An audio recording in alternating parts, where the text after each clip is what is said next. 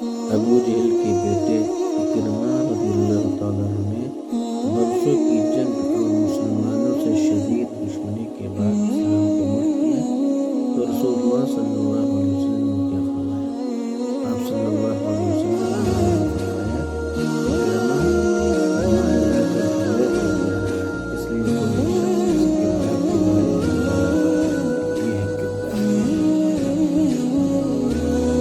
اب تیار ہے اور شخص تھا جس نے طائف میں رسول اللہ صلی اللہ علیہ وسلم کو پتھر پر سوار ہو کر آپ صلی اللہ علیہ وسلم کی زندگی کے سب سے گمبھیر دور میں سے تھے۔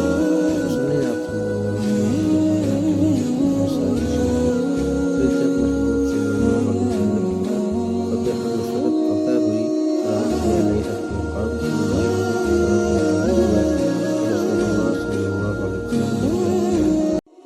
اسے اسلام کی دعوت دی، اسے تحائف عطا کیے، یہاں تک کہ اس نے لا الہ الا اللہ کہا اور ماضی میں ہونے والی کسی ایک تکلیف کا بھی ذکر نہیں فرمایا۔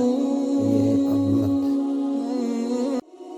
عثمان بن طلحہ رسول اللہ صلی اللہ علیہ وسلم کا مذاق اڑایا کرتے تھے اور آپ صلی اللہ علیہ وسلم کو کعبہ میں داخل ہونے سے روکتے تھے۔ جب مکہ فتح ہوا تو محبوب صلی اللہ علیہ وسلم نے کیا کیا؟ آپ صلی اللہ علیہ وسلم نے کعبہ کی چابی اپنے طلاق کو دیتے تھے اور فرمایا کہ ان کی مدد میں تعمیر جنت روزانہ خنجر لے کر شاہی کعبہ کے ارد گرد لیکن یہ تھی کہ رسول اللہ صلی اللہ علیہ وسلم کو شہید ہوئے، اس کے تعلق کیا، اس کے سینے مبارک کو قرآن رکھا اور اس کی زندگی ایک شخص نے مسجد نبوی میں پیشاب کر دیا مگر رسول اللہ صلی اللہ علیہ وسلم نے اسے ڈانٹا نہیں۔ یہ ہے حکمت۔ ایک شرابی بار بار اپنی رنجش کی وجہ سے لایا جاتا مگر رسول اللہ صلی اللہ علیہ وسلم ہر بار معاف فرماتے۔ آپ صلی اللہ علیہ وسلم نے فرمایا وہ اللہ اور اس کے رسول صلی اللہ علیہ وسلم سے محبت کرتا ہے۔ یہ ہے رحمت۔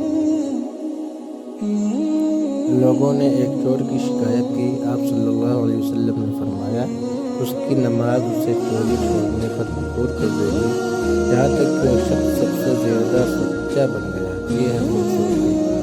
ایک نوجوان نے زنا کی اجازت مانگی، نبی کریم صلی اللہ علیہ وسلم نے نہ اسے ڈانٹا، نہ جھڑکا، نہ حقیر سمجھا، محبت سے سمجھایا، یہاں تک کہ وہ نوجوان کہنے لگا اب میری نظر میں زنا سے زیادہ کوئی گناہ ناپسندیدہ نہیں۔ یہ ہے عظمت۔ یہ وہ دین ہے جو رسول اللہ صلی اللہ علیہ وسلم نے سکھایا اور یہی وہ دین ہے جسے سچے مومنوں نے وراثت میں پایا اور ہم